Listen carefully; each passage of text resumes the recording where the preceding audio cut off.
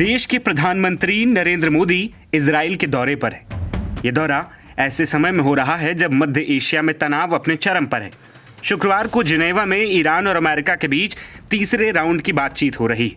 बातचीत से पहले मंगलवार को अमेरिकी राष्ट्रपति डोनाल्ड ट्रंप ने कहा था कि वो ईरान के टकराव को डिप्लोमेसी के जरिए सुलझाना पसंद करते हैं, लेकिन एक बात पक्की है, मैं कभी ईरान को न्यूक्लियर हथियार रखने की इजाजत नहीं दूंगा।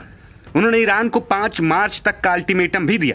इजरायली प्रधानमंत्री नेतन्याहू भी लगातार ईरान को धमकाते नजर आए। ऐसे में ऑल इंडिया मजलिसे इत्तेहादुल मुस्लिमीन यानी AIMIM के प्रमुख हैदराबाद के सांसद असदुद्दीन ओवैसी ने बड़ा बयान दिया है। ओवैसी ने कहा कि पीएम मोदी ने फिलिस्तीन के प्रति भारत के ऐतिहासिक समर्थन के साथ विश्वासघात किया। ओवैसी ने आगे कहा कि हो सकता है कि प्रधानमंत्री मोदी के इजरायली दौरा खत्म होने के बाद अमेरिका ईरान पर हमला कर दे। ओवैसी के इस दावे से हड़कंप मचा हुआ है। 25 फरवरी को किए गए एक पोस्ट में ओवैसी ने अपने पुराने बयानों को भी साझा किया, जिसमें ओवैसी गाजा की स्थिति को नरसंहार करार देते हुए सुने जा सकते। इजरायली पीएम नेतन्याहू को युद्ध अपराधी तक अपने बयानों में ओवैसी बता रहे हैं। उन्होंने भारतीय प्रधानमंत्री की यात्रा को लेकर कहा है कि पीएम मोदी ने एक ऐसे व्यक्ति को गले लगाया है जो खुद युद्ध अपराधी है। वो भारत की विदेश नीति के खिलाफ है। ओवैसी ने कहा कि भारत हमेशा से फिलिस्तीनी लोगों और उनके अधिकारों का समर्थन करता आया है। उनके अनुसार मौजूदा प्रधानमंत्री का यह दौरा भारत के उस लंबे समय से चले आ रहे सैद्धांतिक समर्थन के साथ सीधा धोखा है। ओवैसी ने अंदेशा जताया कि प्रधानमंत्री के इस दौरे के समाप्त होने के बाद अमेरिका ईरान पर हमला कर सकता है। उन्होंने अपनी इस पोस्ट का अंत ज़योनिज़्म मुर्दाबाद के नारे के साथ किया, जो इजराइल की राजनीतिक विचारधारा ज़योनिज़्म के प्रति उनके कड़े विरोध को दर्शाता है। 15 मिनट के लिए गाजा में जाकर देख लो आप कि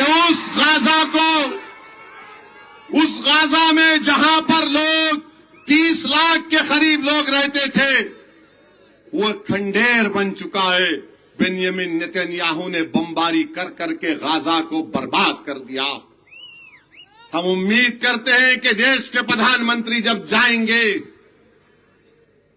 उनको हम याद दिला रहे हैं कि बेंजामिन नेतन्याहू के खिलाफ इंटरनेशनल क्रिमिनल कोर्ट का वारंट है। इंटरनेशनल कोर्ट ऑफ जस्टिस में उसके खिलाफ केस चल रहा है। और अगर कल कोई RSS और बीजेपी का एक शख्स उठ के बोलेगा ओवैसी तेरे को बेंजामिन नेतन्याहू के बारे में तुम क्यों बोले, मैं जानता हूं आपके भाईजान है, मेरे नहीं है। सिर्फ ओवैसी ही नहीं बल्कि कांग्रेस ने भी प्रधानमंत्री मोदी के इजरायली दौरे से पहले आरोप लगाए थे कि जब पूरी दुनिया इजरायली प्रधानमंत्री बेंजामिन नेतन्याहू की आलोचना कर रही है, तब पीएम मोदी नैतिक कायरता का परिचय देने जा रहे हैं।